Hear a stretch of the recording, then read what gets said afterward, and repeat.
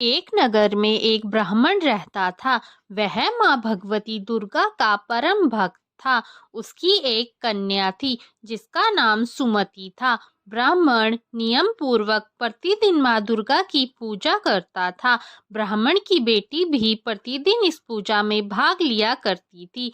एक दिन सुमति खेलने में व्यस्त होने के कारण माँ दुर्गा की पूजा में शामिल नहीं हो सकी।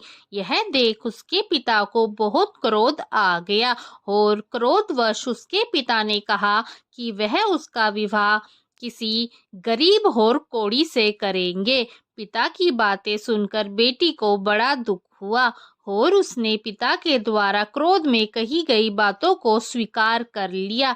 कई बार प्रयास करने से भी भाग्य का लिखा हुआ नहीं बदलता है। अपनी बातों के अनुसार उसके पिता ने अपनी कन्या का विवाह एक कोढ़ी के साथ कर दिया। सुमति अपने पति के साथ विवाह करके चली गई। उसके पति का घर ना होने के कारण उसे वन में घास के आसन पर रात भर बड़े कष्ट में बितानी पड़ती। गरीब कन्या की यह दशा देखकर माता दुर्गा उसके द्वारा पिछले जन्म में की गई उसके पुण्य प्रभाव से प्रकट हुई और सुमति से बोली, है कन्या, मैं तुम पर प्रसन्न हूँ। मैं तुम्हें कुछ देना चाहती हूँ, मांगो, क्या मांगती हो। इस पर सुमति ने उनसे पूछा कि आप मेरी किस बात पर प्रसन्न हो।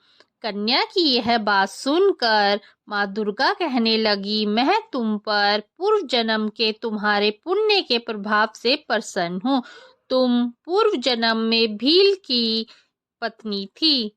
एक दिन तुम्हारे पति भील द्वारा चोरी करने के कारण तुम दोनों को सिपाहियों ने पकड़कर जेल खाने में कैद कर दिया था। उन लोगों ने तुम्हें और तुम्हारे पति को भोजन भी नहीं दिया था।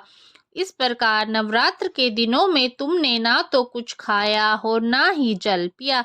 इसलिए 9 दिनों तक नवरात्र व्रत का फल तुम्हें प्राप्त हुआ। उन दिनों अनजाने में जो व्रत हुआ, उस व्रत के प्रभाव से प्रसन्न होकर आज मैं तुम्हें मनोवांछित वरदान दे रही हूँ।